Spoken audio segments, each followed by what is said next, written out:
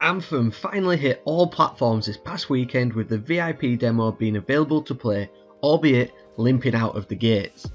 I'm not going to dwell on the technical issues as you can find it plastered all over the internet. So there's a hell of a lot that hit us with this demo in terms of its scale and what was available. We had a side quest as such with missions surrounding Mateus, a huge stronghold mission, as well as part of the huge open world area to explore. And I've got to say, I was pleasantly surprised with what was available. The 3 story missions, albeit short, were a great fun introduction to the tale being told in the Anthem universe, with some good cutscenes intertwined with some good variety of missions, one of which being arguably the most difficult in the demo. Now the Stronghold was also great fun, and I would class these as strike type missions with a series of puzzles and events to work through on your way to a final boss encounter. The Tyrant Mine Stronghold on my first playthrough with a match made team took, I would say, easily over an hour to complete and felt very fun to play through indeed. The encounters throughout the whole mission were tough and engaging, mixing up the gameplay from collecting relics to fighting waves of enemies in a variety of settings. Again, I thoroughly enjoyed this encounter, and this was one of the parts I replayed the most in the demo. I loved the pacing and design of the level, which really allowed you to use your selected javelin to great effect, utilising each one's varying playstyles throughout. I loved the open sightlines of a mid-level encounter, which really made you think tactically about your movement to maximise your weapons and abilities when taking out the snipers and the turrets, which, if you did it on hard difficulty, take you down nearly instantly. This part 2 was probably the most time I spent in the respawn state of being unable to move, which although I feel was a major gripe within the community during the demo, I think won't be too much of a problem going forward as players learn to work more as a team in these harder missions.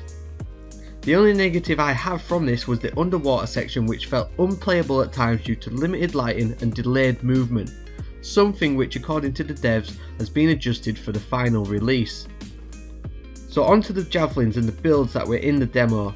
Initially we had the Ranger, which was good fun to start off with and was an easy introduction into the weapons and abilities and how they are used in the game.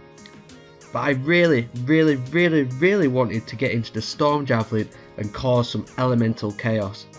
So as soon as I level 12 unlocked it, it was mine, and I loved every minute of it. The basic default build was good fun, utilising the ice shards and then the lightning storm to combo enemies, and I started to mix and match other abilities into it as well, some of which were good and others that didn't really synergise with what I had going on. I ultimately finished off with an Ice Blast and Firestorm combo that, although didn't set up too many combos, it was very effective in clearing out clusters of enemies at all ranges, especially when mixed in with the ultimate. I also really underused the Blink Dodge ability, which was bound to be on Xbox, which definitely will be more useful as I get used to it. Lastly, I found some great weapons. The auto rifles and shotguns were very effective and felt powerful to use on the somewhat bullet sponge style enemies.